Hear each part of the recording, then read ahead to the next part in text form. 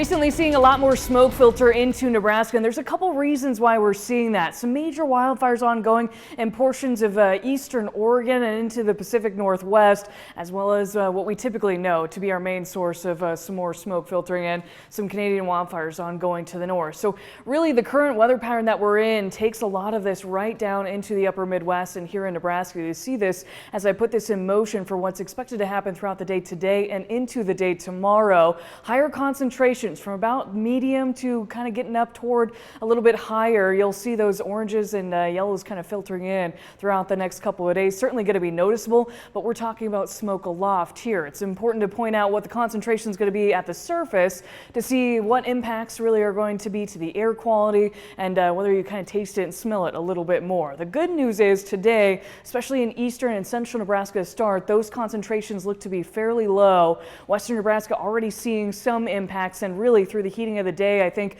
a little bit more efficient mixing going to happen on that side of the state to take a little bit higher concentrations into portions of western Nebraska. You see that impacting areas like Sidney and Alliance and areas out in western Nebraska. Meanwhile, we're still in fairly low concentrations throughout this afternoon in eastern Nebraska. Now going into Wednesday, a little bit different.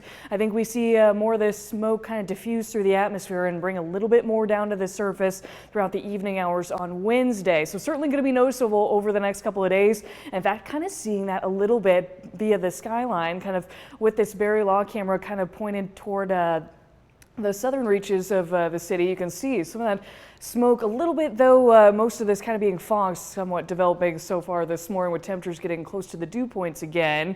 But I'll show you the visibilities across the state just because they are certainly being impacted. Some of the lower ones likely seeing more so some fog early this morning, but down to about 5 miles of visibility here in Lincoln, and something we'll kind of see throughout the day, both from fog early on, but then also from some of these smoke and hazy skies sticking with us throughout the next day or so. Satellite and radar fairly quiet, not a cloud in the sky. Clear skies across the state, so expecting that fog to stay with us for a few more hours until that should really kind of burn off as we go into the later morning hours, and then really just seeing some sunshine. Another day where we may see some cumulus clouds kind of pop up out and about, but the rain and the thunderstorms should be well off to the east through portions of Iowa through the day today. Starting out with temperatures in the 50s and 60s statewide.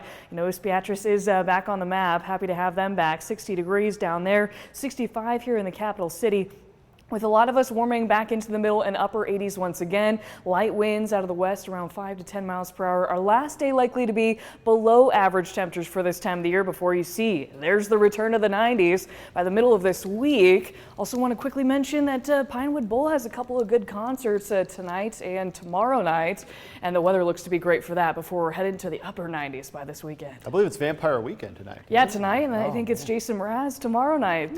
Couple great headlines. That should be beautiful nights for him. All right, thank you very much, Jessica.